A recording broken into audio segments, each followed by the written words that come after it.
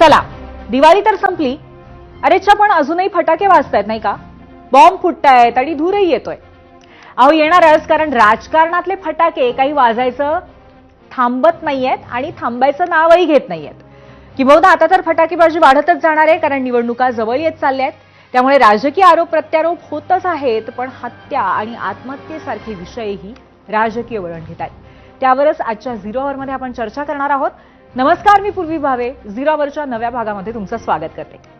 आता काही वेळापूर्वी ठाकरेंच्या शिवसेनेनं मुंबईतल्या पदाधिकाऱ्यांचा मेळावा घेतला. यावेळी पक्षप्रमुख उद्धव ठाकरेंनी निवडणूक आयोग आणि भाजपवरती पुन्हा हल्लाबोल केलाय. 1 नोव्हेंबरला विरोधी पक्षांचा मोर्चा काढण्यात येणार आहे आणि त्याच्या तयारीसाठी हा मेळावा होता. राज ठाकरेंनीही या मोर्चाची तयारी सध्या चालवलेली आहे.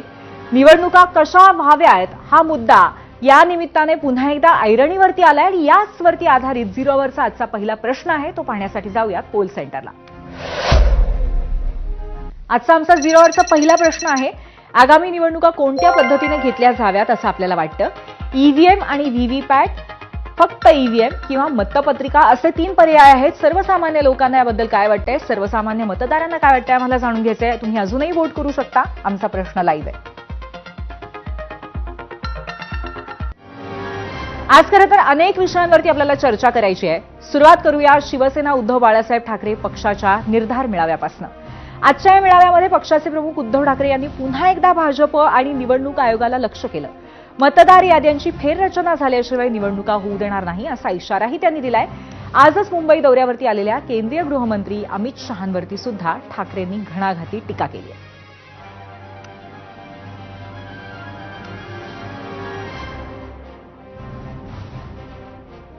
कोणाचा डोळा तुम्हाला माहितीये? खास करून 2 व्यापाऱ्यांचा. आजच एक जण येऊन गेला. आज काय योगायोग आहे मला कल्पना नाही. सामनामध्ये 2 बातम्या पाहिल्या. जिजामाता उद्यानात लवकरच अॅनाकोंडा येणार. आता आपण पेंग्विन आणले, त्याच्यामुळे लाखो पर्यटक तिकडे वाढले. पण अॅनाकोंडा म्हणजे सगळं गिळणारा साप, आणि तो आज येऊन गेला इकडे, भूमिपूजन करून गेला. त्यानं मुंबई गिळायची.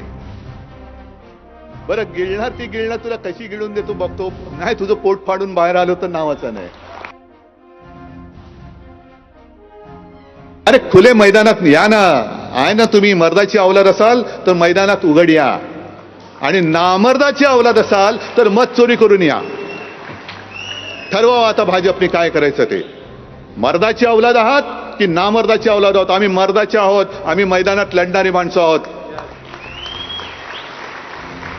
तुम्ही नामर्दाची अवलाद आहात म्हणून तुम्हाला पक्ष फोडावे लागतायत, नेते चोरावे लागतायत, मतं चोरी करावी लागते आहे. म्हणजे मोदींचं एक जुनं भाषण, त्याचा व्हिडिओ पण आहे. त्यांनी मुंबईचा संबंध गुजरातशी जोडलेला आहे, आणि गुजरातला म्हणजे ह्या मोदींना मुंबई गिळायची. आता या 2 व्यापाऱ्यांना जर का असं वाटत असेल की आता 60 वर्ष होऊन गेली, त्या सांडलेल्या रक्ताची किंमत पैसे मोजून जर हे मुंबई विकत घेऊ पाहत असतील, तर यांना मुंबईमध्येच आडवं करून यांच्या इराद्याचं थडगं सुद्धा आपल्याला इकडेच बांधावं लागेल.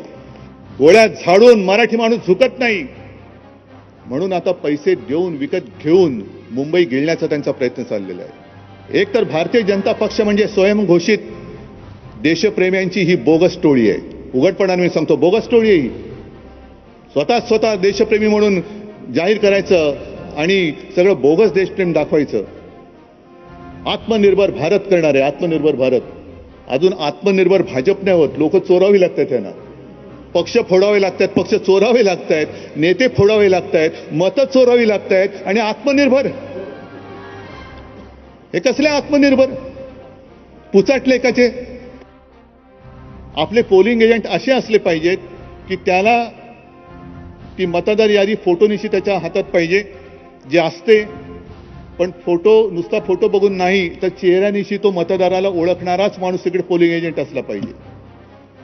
आणि जर का तुम्हाला वाटलं की याच्यामध्ये गडबड आहे, हा बोगस आहे याची खात्री पटली, तर बेलाशेत त्याला थोबडवा, बिंदास फटकवा त्याला.